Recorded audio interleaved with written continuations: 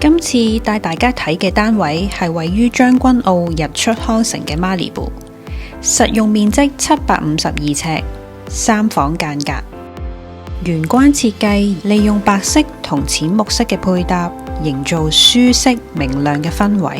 設計師巧妙咁將鏡面融入木條特色牆，既美觀又可以方便出門前檢查儀容。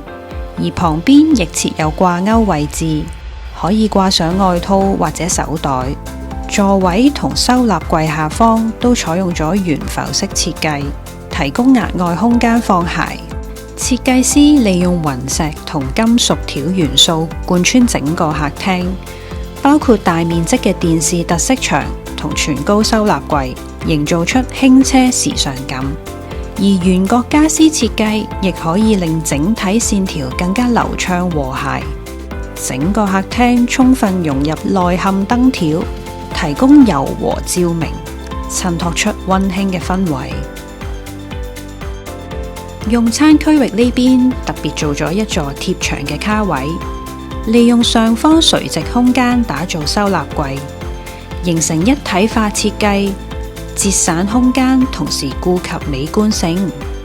主人房嘅設計延續簡約風格，喺白色調嘅基礎上加入金屬元素作為點綴，增添低調高貴感。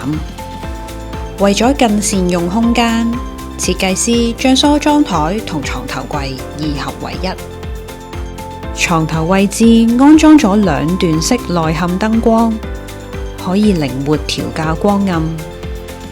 衣櫃門板採用拱形半透明設計，而下方收納櫃嘅櫃面亦加入大理石紋理，進一步提升整體空間嘅層次感。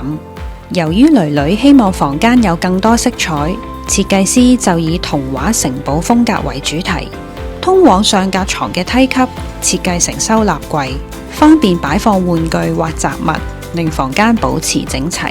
而下格床嘅床頭位置設有薄身展示櫃，旁邊配備一張小書台，提供學習嘅空間。至於仔仔房間就以簡約實用嘅配置為主，將書台、儲物櫃同床架結合為一體，預留大量書本收納空間。另外，亦因應戶主要求，做咗一個子母床嘅設計，方便工人姐姐休息。